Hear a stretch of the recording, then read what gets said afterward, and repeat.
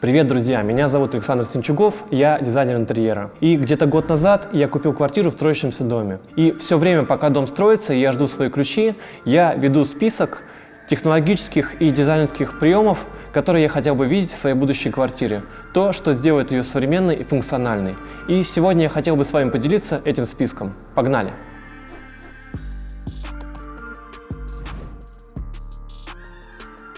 В своей квартире я не хочу видеть подоконники из пластика, из ПВХ.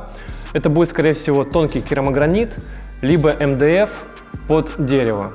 С МДФ будет гораздо проще, потому что я смогу сделать не только подоконники, а еще красивые деревянные откосы и даже перемычку сверху. С керамогранитом это будет сложнее, потому что тяжелый лист керамогранита прилепить к верхнему откосу, это довольно-таки опасно, потому что он всегда может отвалиться под своим весом. Подоконники будут утоплены в окно, у них не будет выноса, они будут заподлицо стеной, потому что все вот эти выносы на 3-4 см смоются в современном интерьере довольно-таки архаично. В моей будущей квартире потолок будет порядка 2,7 метра, то есть он довольно низкий, и я хотел бы по максимуму его сохранить. Поэтому, скорее всего, часть помещений будет просто бетонная плита, очищенная и покрытая лаком с открытой проводкой, а помещения, в которых все-таки придется подшить потолок, будут закрыты натяжным потолком. Это будет тканевый потолок с профилем краб. Мне он, в принципе, очень нравится. Это не старые натяжные потолки с желтым, пожелтевшим пластиковым профилем. Это смотрится довольно эстетично, и мне это подходит. В будущей квартире я вижу высокие двери в скрытых плинтусах. Во-первых, высокое полотно визуально увеличит высоту, а скрытая коробка создаст ощущение современного актуального интерьера. Ну и, конечно же, там, где скрытые двери, там у нас и скрытые плинтуса. Технически я еще пока выбираю, как именно это реализовать, но во всей квартире я вижу только скрытые плинтуса. В большинстве наших проектов мы используем магнитные стопора для дверей, и такой стопор я хотел бы видеть у себя дома. Это очень простое и эстетичное решение. Когда дверь проходит над маленькой шайбочкой в полу, то срабатывает магнит, и она останавливается намертво. То есть это простое решение, за которое вы никогда не зацепитесь ногой, которое не будет портить вам внешний вид красивого пола, но которое спасет ваши стены от ударов дверной ручкой по ней. Я очень не люблю ходить ночью в ванну, потому что ничего не видно, всегда можно обо что-то удариться, и я обязательно хотел бы видеть в будущей квартире ночной свет, ночнички. Это маленькие светильники, которые устанавливаются в стенах, которые включаются либо с датчика движения, либо с прикроватного выключателя и позволяют вам без проблем ночью ориентироваться и передвигаться по вашей квартире. Это маленькая вещь, которая просто полностью изменит вашу ночную жизнь. Когда я уезжаю в отпуск, у меня постоянно болит голова по поводу того, что я что-то не то выключил, что я выключил освещение на кухне и вместе с ней выключил холодильник. И у меня, когда я приеду, будет огромная лужа и размороженная курица валяться на полу.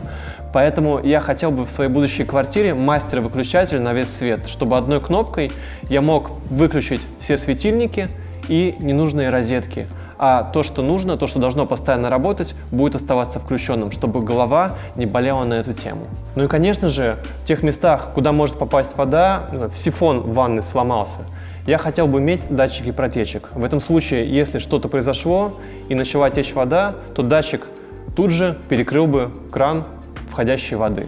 Это очень удобно и может спасти вам очень много нервов и денег. Недавно я узнал о новой концепции освещения и, возможно, применю ее в своем интерьере. Светильники называются wall-washer, и свет от них идет не сверху вниз, как в классических светильниках, а на стены. И у вас получается совершенно другая концепция освещения за счет отражения от стен. У вас нет яркого засвета на полу и темных стен, у вас весь интерьер освещен равномерно. Я обязательно попробую применить это в своем интерьере. В последнее время автоматизация процессов в интерьере становится все доступнее и доступнее, и я всерьез задумался о умном доме. Каких процессов это может коснуться? Самое банальное — это шторы, которые раздвигаются с пульта. Шторы поехали, и через минуту у меня будет полный блокаут, будет полная темнота, и я могу спокойно смотреть телевизор. Отопление, которое может регулироваться с помощью умных датчиков. Это могут быть светильники, которые включаются сразу на нужную температуру, когда у вас есть разные сценарии для просмотра фильмов, для вечернего освещения, для дневного, для уборки.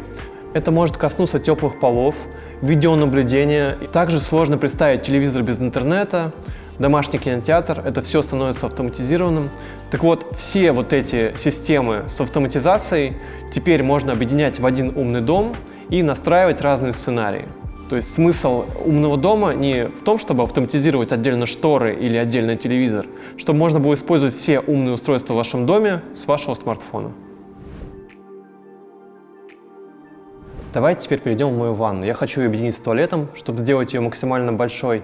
И первое техническое решение – я хочу смеситель сделать посередине, чтобы не тянуться за душевое ограждение, чтобы набрать ванну, чтобы в ванной можно было лежать, отдыхать вдвоем, чтобы ничто не мешало. Знаете, вот постоянно лежишь в ванной, и тебе смеситель бьется в голову, чтобы такого не было. То есть посередине включил и набрал ванну. Я очень люблю лежать в ванной, но меня дико бесит, как работает вытяжной вентилятор. В квартире, где я сейчас живу, я заменил вентилятор застройщика на более тихий, но тишины все равно не хватает.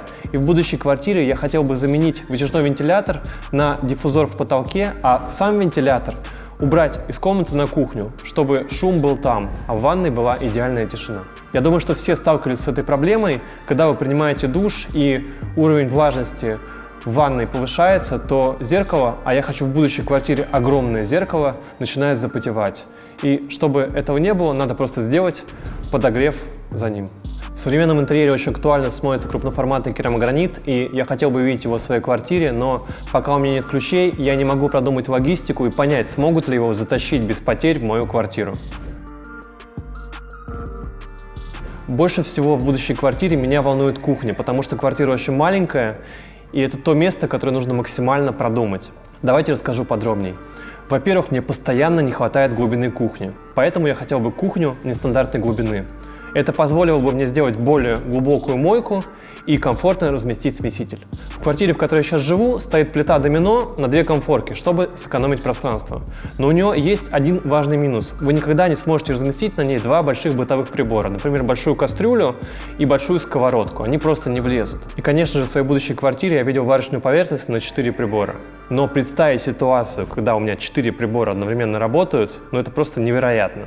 И я открыл для себя более бюджетное решение, когда у вас варочная поверхность с 3 комфорками. В этом случае 1 комфорка большая, 2 поменьше. У вас совершенно комфортно влезают 2 больших, большая кастрюля и большая сковородка. Все комфортно работает, и вы не переплачиваете за лишнюю комфорку. Мне кажется, это очень классное решение. В ванной очень мало места, поэтому стиральная машина переедет на кухню. Она будет спрятана за фасадом, ее не будет видно, но чтобы у нас не стояла сушилка, на которой будет постоянно мокрое белье, которое капает на пол, которое занимает место в маленькой квартире, стиральная машина будет с функцией сушилки. Но есть один важный момент, о котором многие не знают. Стиральная машина с функцией сушки сушит меньше белья, чем стирает. Поэтому, например, если вы стираете 9 килограмм белья, то просушить она сможет только 6 килограмм. Поэтому очень простое решение, надо просто в нее закидывать меньше белья на стирку, тогда это все сразу можно будет и просушить. А если вы закинете сразу много белья и не вытащите лишнее перед просушкой, она просто у вас захлебнется. Поэтому помните об этом, а так вещь суперфункциональная. В моей будущей квартире наконец-то сбудется мечта. У меня на кухне в мойке будет измельчитель. И я избавлюсь от вот этой всей грязи, которую постоянно нужно выковыривать, в которой постоянно мажешься, которую выкидываешь в ведро. Все, этого больше не будет, у меня будет измельчитель. Есть еще одна вещь, которая меня очень сильно волнует, это свежий воздух в квартире. Я очень хотел бы использовать бризер, климатическую машину, с помощью которой в квартиру поступал бы свежий воздух. Но пока у меня нет ключей и согласованной перепланировки, я еще не очень понимаю, получится ли это осуществить. Ну и кроме всех этих современных приемов, я бы хотел подчеркнуть важность планировки. Очень многие заказчики, приходя к нам, просят сделать себе квартиру, о которой мечтали 10-20 лет назад. Но за это время очень сильно изменились жизненные процессы. Мы уже не собираемся огромными компаниями дома. Для этого есть рестораны и кафешки.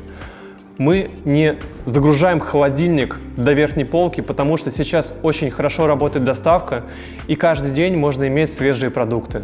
Мы совершенно по-другому смотрим телевизор, многие вообще от него отказались. Большинство не принимает ванну, все пользуются душем, поэтому ванна, занимающая много места, сменилась на душ. В общем, жизнь за последние 10-20 лет кардинально изменилась, и это кардинально изменило наши интерьеры. Поэтому в современной квартире самое важное – иметь планировку, соответствующую современной жизни.